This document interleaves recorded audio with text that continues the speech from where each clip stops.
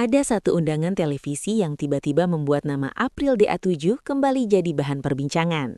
Bukan karena sensasi, bukan pula karena kontroversi, tapi karena satu panggung yang tak sembarang orang bisa duduki. Dalam beberapa hari terakhir, publik dangdut ramai membicarakan kehadiran April DA7 di program Pagi-Pagi Ambyar. Acara ini dikenal selektif dalam memilih bintang tamu, terutama untuk segmen musikalnya. Undangan ini pun memunculkan dua sisi cerita, fakta yang terlihat di layar, dan rumor yang berkembang di luar layar. Undangan resmi yang terbuka untuk publik.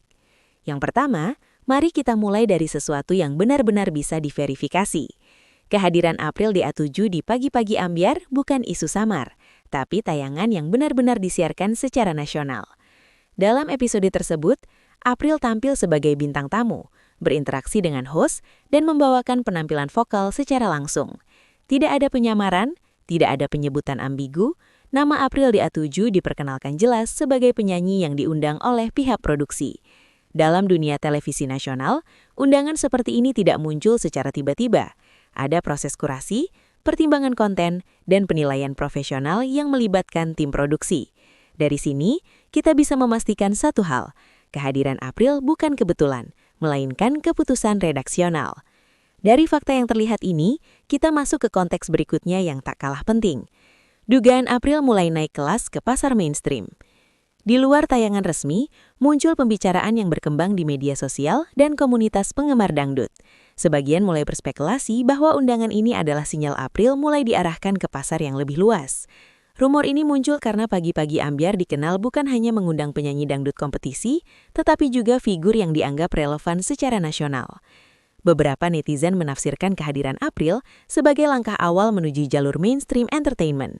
Namun, penting untuk digarisbawahi, asumsi ini lahir dari interpretasi penonton, bukan pernyataan resmi.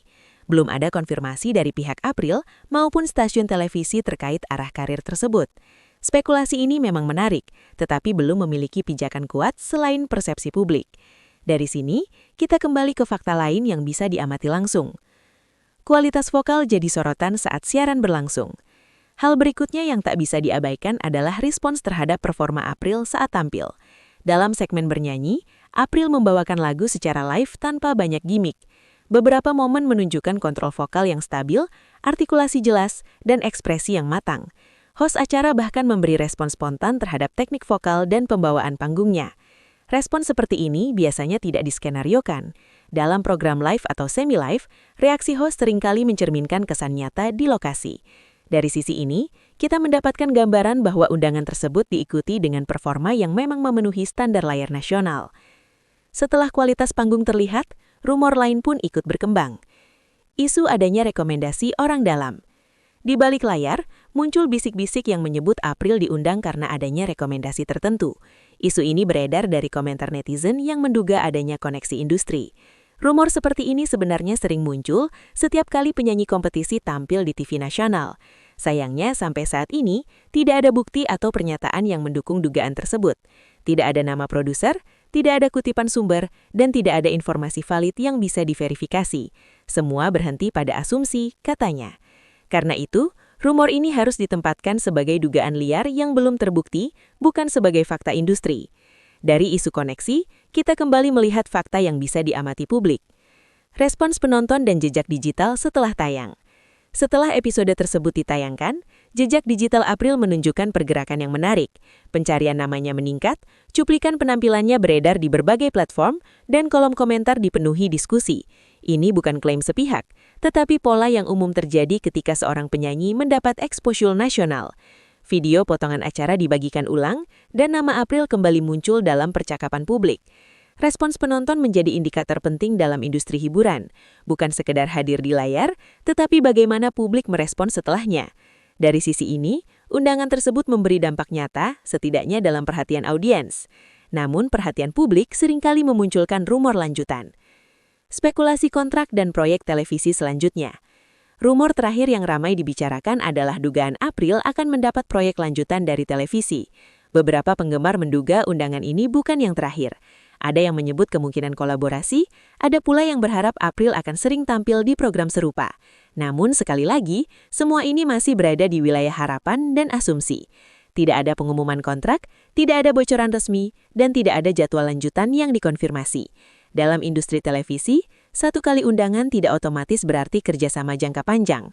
Spekulasi ini wajar, tetapi belum bisa dijadikan kesimpulan apapun. Dari 6 poin ini, saatnya kita menarik garis penyeimbang. Jika semua disusun secara netral, ada 2 hal yang berjalan beriringan. Di satu sisi, fakta menunjukkan bahwa April di A7 memang dipercaya tampil di program nasional dengan performa yang mendapat respons positif. Di sisi lain, rumor berkembang karena ekspektasi publik yang tinggi terhadap kelanjutan karirnya. Harapan seringkali melompat lebih jauh daripada informasi yang tersedia. Undangan ini bisa dibaca sebagai pengakuan atas kualitas tanpa harus ditarik ke kesimpulan besar tentang arah industri. Fakta berbicara tentang apa yang terjadi sekarang, sementara rumor menggambarkan apa yang diinginkan penonton. Keduanya sah ada, selama ditempatkan di porsinya masing-masing.